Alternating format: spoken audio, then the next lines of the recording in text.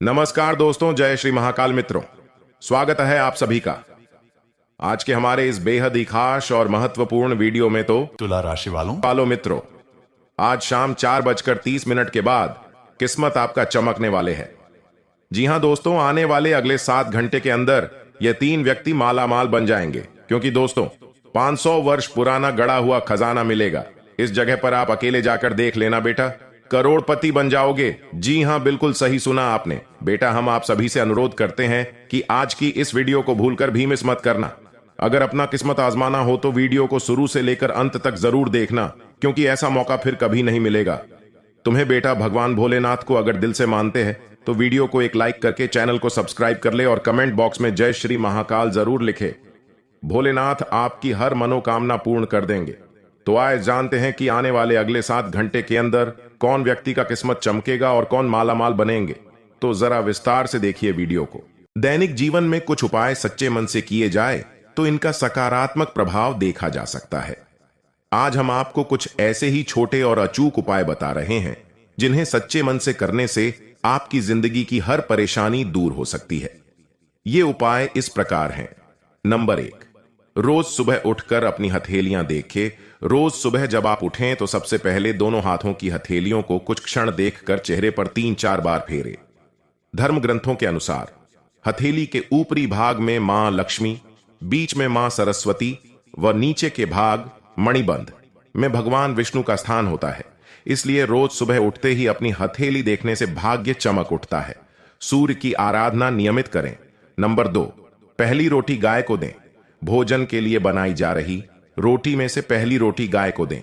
धर्म ग्रंथों के अनुसार गाय में सभी देवताओं का निवास माना गया है।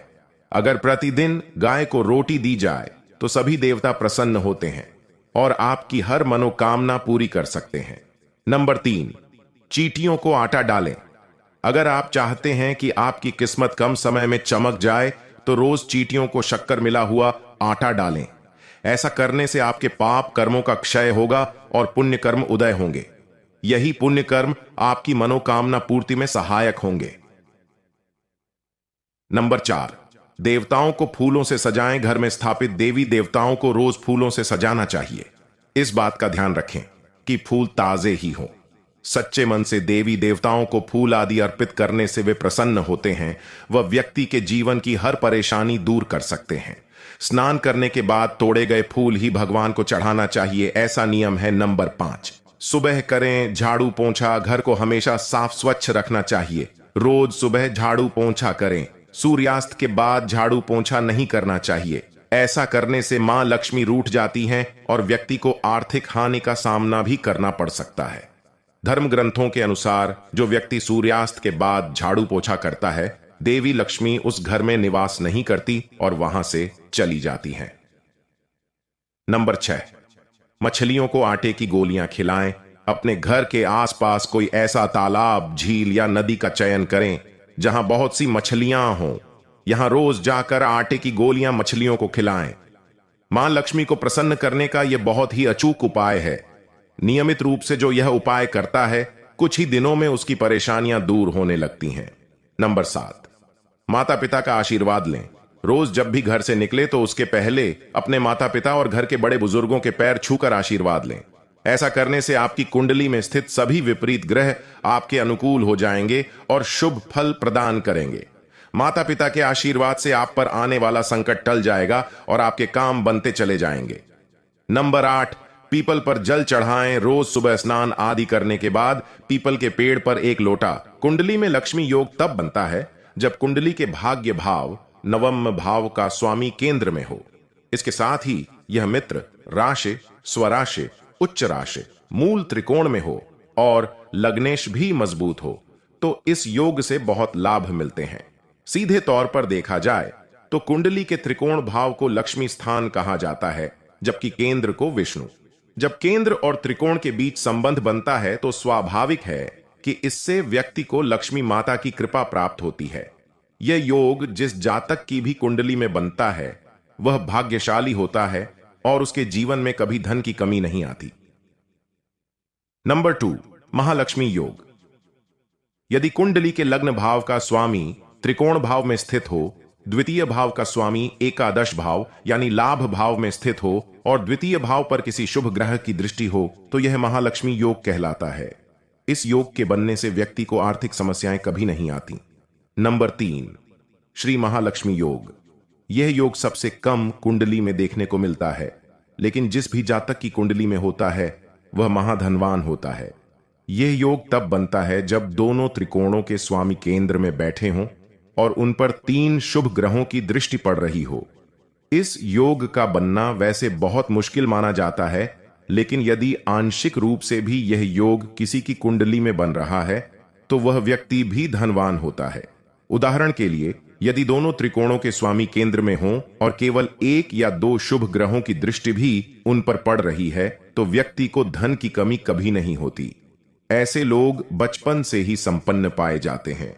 वहीं कुछ लोग अपने दम पर भी धन कमाने में सक्षम होते हैं। मां लक्ष्मी की कृपा ऐसे लोगों पर हमेशा होती है। नंबर 4, अष्टलक्ष्मी योग। यह योग कुंडली में तब बनता है जब कुंडली के षष्ठम भाव में राहु ग्रह स्थित हों और गुरु ग्रह केंद्र में स्वराशि, मित्र राशि, उच्च राशि या मूल त्रिकोण राशि में हो। राहु षष्ठम भाव में यदि उच्च का हो तो यह योग और भी फलित होता है। षष्ठम भाव में बैठा राहु व्यक्ति को शत्रुओं पर विजय दिलाता है, वहीं केंद्र में बैठा गुरु व्यक्ति को बुद्धि देता है। इस योग के बनने से व्यक्ति के अंदर धन कमाने की इच्छा होती है और वह कई तरीकों से धन कमाने में सक्षम होता है। ऐसे लोग परिस्थितियों को अपने अनुसार चलाने वाले होते हैं। सही समय पर सही निर्णय लेने की क्षमता भी ऐसे लोगों में देखी जाती है। नंबर 5, नवलक्ष्मी योग। यह योग तब बनता है जब एकादश भाव का स्वामी केंद्र में स्थित हो और एकादश भाव पर इसकी दृष्टि हो। इसके साथ ही लग्नेश भाग्य भाव में हो और नवम भाव का स्वामी नवम भाव में ही स्थित हो। इस योग का बनना बहुत मुश्किल होता है और बहुत कम ही यह किसी की कुंडली में देखने को मिलता है। लेकिन जिस जातक की कुंडली में यह योग बन जाता है वह राजा के समान जीवन जीता है। माता लक्ष्मी का उसे हमेशा सहयोग मिलता है। ऐसे लोगों को धन की प्राप्ति के लिए बहुत अधिक मेहनत नहीं करनी पड़ती। यह योग सबसे शुभ लक्ष्मी योग होता है और जिस भी जातक की कुंडली में यह बने निश्चित ही वह महाधनी बनेगा। चंद्र मंगल युति से बनने वाला लक्ष्मी योग कुंडली में यदि चंद्रमा और मंगल की युति हो रही हो तो इसे भी लक्ष्मी योग के नाम से जाना जाता है।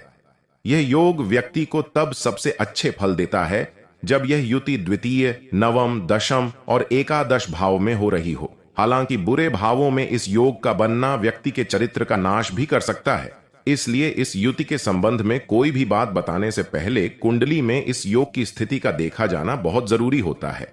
लक्ष्मी योग बदल सकता है आपका जीवन। यह एक ऐसा योग है जिसकी कामना हर कोई करता है। हर व्यक्ति चाहता है कि उसकी कुंडली में यह योग बने। यदि आपकी कुंडली में भी यह योग है तो इससे लाभ अवश्य होता है। हालांकि कई बार अकारक ग्रहों की दशा के कारण यह उतना प्रभावी नहीं हो पाता, लेकिन जब कारक ग्रहों की दशा शुरू होती है तो अचानक से यह योग आपके जीवन की गति बदल सकता है। आपके पास धन की वृद्धि हो सकती है। लक्ष्मी योग के लाभ। इस योग के नाम से ही जाहिर है कि इसके कुंडली में होने से व्यक्ति को धन मिलता है और माता लक्ष्मी ऐसे लोगों पर हमेशा कृपा बरसाती है। इसके साथ ही ऐसे लोगों को करियर के क्षेत्र में भी ज्यादा परेशानियों का सामना नहीं करना पड़ता। पारिवारिक जीवन अच्छा रहता है। हालांकि ऐसे लोगों को दान पुण्य के काम भी अवश्य करने चाहिए। जी हां मित्रों, अगर इनमें से कोई भी योग आपके कुंडली में हो तो आपके जीवन में लाभ ही कभी होंगे, लेकिन इस योग को जागृत करने के लिए आपको करने होंगे यह 3 विशेष उपाय, जिन्हें करते ही घर में खुशियों का लहर दौड़ उठेगा। जी हां, मां लक्ष्मी की कृपा से जीवन में सुख, शांति, समृद्धि, धन और ऐश्वर्य प्राप्त होता है। लेकिन जब तक मां लक्ष्मी की कृपा न हो इन सभी सुखों एवं शुभता की प्राप्ति संभव नहीं है। इसलिए अगर आप भी चाहते हैं कि आपके जीवन में समृद्धि और मां लक्ष्मी की कृपा बनी रहे तो जानिए ये 3 उपाय। नंबर 1, शुक्रवार के दिन सुबह उठते ही मां लक्ष्मी को नमन कर स्नान कर स्वच्छ सफेद या गुलाबी वस्त्र धारण करें। इसके बाद श्री यंत्र व मां लक्ष्मी के चित्र के सामने खड़े होकर श्री सूक्त का पाठ करें।